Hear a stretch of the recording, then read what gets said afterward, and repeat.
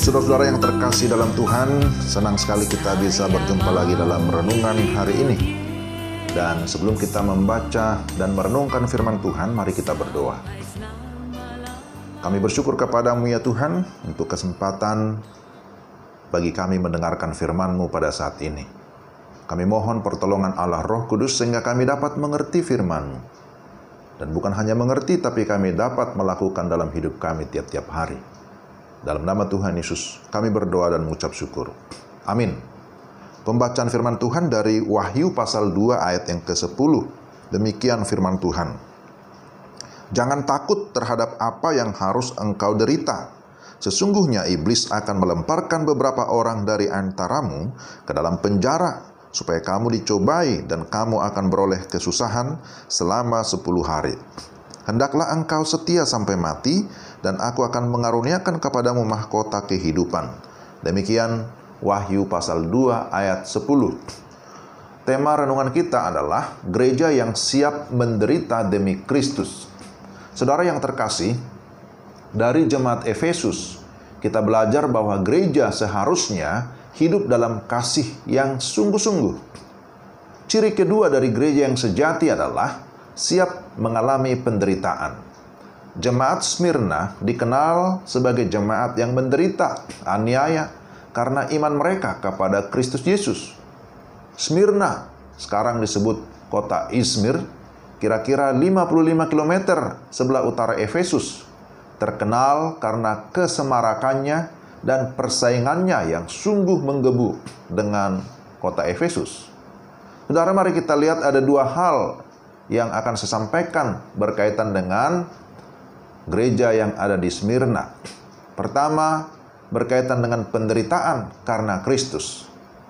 Jemaat di Smyrna mengalami penderitaan. Yesus meyakinkan mereka bahwa Ia tahu kesusahan, kemiskinan, dan fitnah musuh mereka, bahkan juga kematian karena iman mereka. Saudara, sangat mungkin penderitaan-penderitaan mereka karena mereka menolak kompromi menyembah Kaisar sebagai Tuhan. Orang-orang Smyrna menyombongkan kuil sebagai pemujaan kepada Kaisar Tiberius.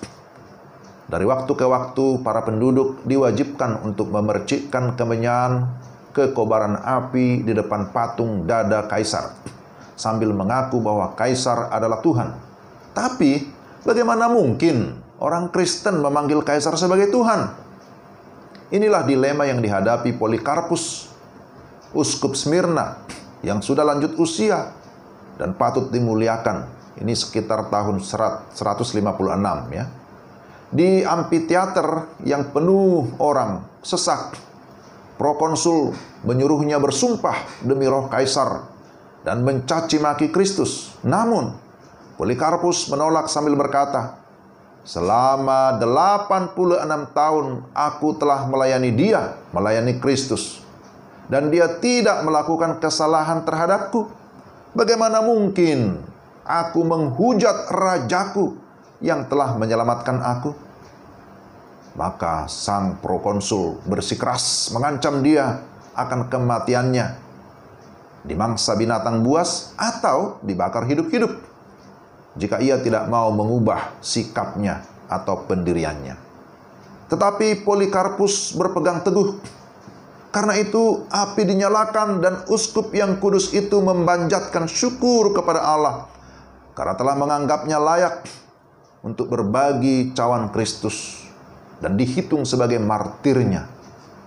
Lebih dari setengah abad sebelum kejadian ini, Kristus telah memperingatkan jemaat di Smyrna tentang hukuman penjara dan bahkan kematian, serta berkata, "Hendaklah engkau setia sampai mati, dan aku akan mengaruniakan kepadamu mahkota kehidupan." Ayat 10 yang tadi kita baca. Setelah kita mengetahui penderitaan karena Kristus, tapi kemudian ada penghiburan dari Yesus. Yesus berkata, "Aku tahu kesusahanmu." Lalu dia berkata, "Jangan takut terhadap apa yang engkau derita, dan hendaklah engkau setia sampai mati." Di sini terdapat seruan untuk tetap setia dan jangan takut. Iman dan ketakutan adalah dua hal yang berlawanan. Mereka tidak dapat hidup bersama. Iman harus mengusir ketakutan. Waktu aku takut, kata pemazmur, aku ini percaya kepadamu. Mazmur 56 ayat 4. Yesus juga berkata, jangan takut, percaya saja. Percaya kepada Kristus dan kita menjadi orang yang setia. Setia sampai mati. Kata setia dalam bahasa Inggris disebut dengan istilah faithful. Dapat dipahami bahwa orang yang bisa setia haruslah orang yang beriman sungguh-sungguh. Percaya kepada Kristus karena Dia adalah Alfa dan Omega. Dia yang telah mati tetapi hidup kembali. Dia berdaulat dan tahu segala-galanya, tahu kesusahanmu, tahu kemiskinanmu, dan juga mengetahui siapa musuhmu. Kabar baiknya adalah bahwa semuanya telah dikalahkan Kristus di bawah kekuasaannya yang kekal. Dan penghiburan yang kekal, bahwa orang yang menderita karena iman kepada Kristus akan tersedia mahkota kehidupan. Mahkota untuk para pemenang yang menang dalam perlombaan iman. Pertanyaannya, siapkah saudara menderita demi Kristus? Mari kita mempersiapkan seluruh hidup kita menjalani kehidupan di dalam mengikut Kristus. Tuhan, terima kasih untuk firman-Mu.